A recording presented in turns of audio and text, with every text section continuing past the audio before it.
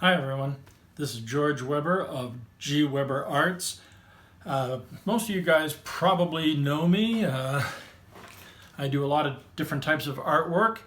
In this particular video, we're going to talk a little bit about sketch cards, and in particular, doing what they call puzzle cards, which is when you take two cards and you are making an illustration that the two halves line up and essentially make one card. Maybe 3 cards or 4 cards or 5 cards. It doesn't matter how many cards. The trick to it is, of course, is finding a means of keeping your cards from moving around and keeping everything lined up. There's a lot of different methodologies for this. A lot of different artists do it a lot of different ways. And this video, I'm just going to talk a little bit about the way I do it. So just to give you a rundown of what I think is a great way to do it, because it's simple and it works. All right, so let's take a look. I'm going to swing the camera around here for a second. Just like that. There we go.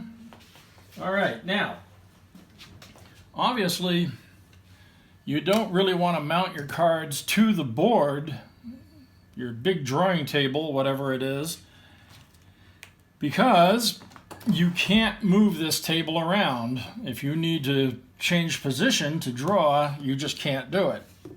So, the first thing I do is I have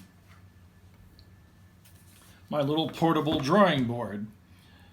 This is nothing more than a piece of artist hardboard. This piece is 11 by 14. I've taken sandpaper and rounded off the corners and the sharp edges because they are very sharp when you first buy it. And then I've taken a piece of Bristol board and mounted it with a couple of pieces of tape. And if you ever need to change it, you take the tape off, you put a new piece of Bristol board on and put on some new tape, and there you are, you're good to go. Okay, so that's my board. Now, how to put the cards onto this so that they don't move around. Well, a lot of people use a lot of different methods, and my preferred product is blue painter's tape. This can be bought in hardware stores. I usually buy the 3M brand because I find that it is superior to most of the other ones. This is, I believe, a medium tack. They also have a lower tack one. A lot of the cheaper brands are low tack to begin with. So I just prefer this nice, wide, it's almost 2 inches wide, 3M blue painter's tape. So, basic methodology is simple. Take a big piece of tape, make a tape loop, simplest thing in the world. I like to overlap it a pretty good amount so it really holds onto itself. Then with the split side down on the board, that way the tape loop won't open up on you in the middle for any reason. And then working the edge of it, not the middle because you don't want to get your fingers on there, it'll spoil the tape. Just work the tape down so it has a nice sharp edge and is nice and flat. Then make a couple of smaller ones to go towards the outside of the card, and that will help secure the card and make sure that they don't move around. Again, all pretty simple. Probably you're doing something similar already, and if you're not, well, this is a good way to do it. And that's why I want to make this video and help you learn how to do it in a way that works. Take your card, first card, about the middle, get that edge down like that, and then just set it down, boom. That won't go anywhere. Take your second card. Now here's the thing. Sometimes these cards are not always exactly the same size. So I like to line up the bottom corners. That way, when they go into pockets, they will tend to match up better. But what you want to do is you want to get that card in there at an angle so that two edges meet up nice and tight, and then just lay it down. And now those two edges will meet up pretty tight. Now what this does is it allows you to be able to move your drawing board any way you need to in order to ink, color, pencil, whatever it is that you're doing. Do your work. If you have to, if you're in the middle of this and you need to change up and do something else, you can pop these off, get rid of the tape. When you're done doing whatever else it is you're doing, put new tape down, and you can put these right back where they were before pretty easily. I prefer not to, at least until after I've got it inked, you know, but you can do it. So, once I've got them laid down like that, oh, okay, so I got my pencil drawing on there.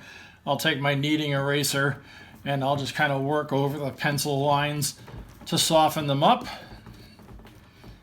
so they're not so dark, gets more of the pencil lead off. That way I don't have to work at erasing them so hard later on. And now it's ready to ink. Now you just do your ink and color and you're good to go. When it comes time to pull the cards up, you can just very easily get your fingernail under there or pretty much any flat tool and just kind of gently lift at it. And once you get your finger under there, it'll just pop right up nice and easy, just like that. If you're gentle, it won't bend the cards.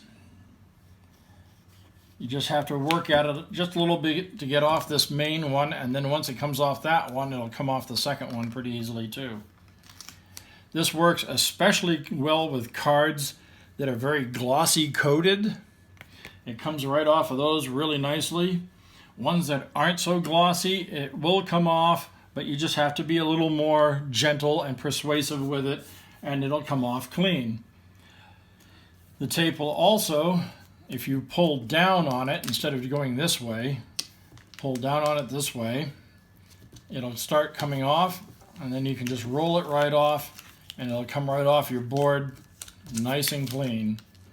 If for any reason the tape gets stuck on the back of the card, just do the same thing. Start pulling it down. Don't go from the sharp edge. Pull it and roll it down, and it'll come right off. So that's basically how I do my puzzle cards and get them to be lined up. Let me swing the camera around here for a second so I can talk at you. Just like that. There we go. So yeah, that's how I do my puzzle cards when I'm doing those, and just get them all lined up. Good old blue painter's tape, which is a great household item. You can use it for 1,000 different things. I use it for so many things I can't even tell you how many different things I use it for. Anyways, if you like this video, if you thought it was helpful to you, by all means, give it a like, give it a thumbs up. Make some comments down below if you want. Maybe you have better ideas. I don't know. Subscribe to our channel, please. That would be really nice. And check out gWebberArts.com or my Instagram at gWebberArts. See what I'm doing. All right?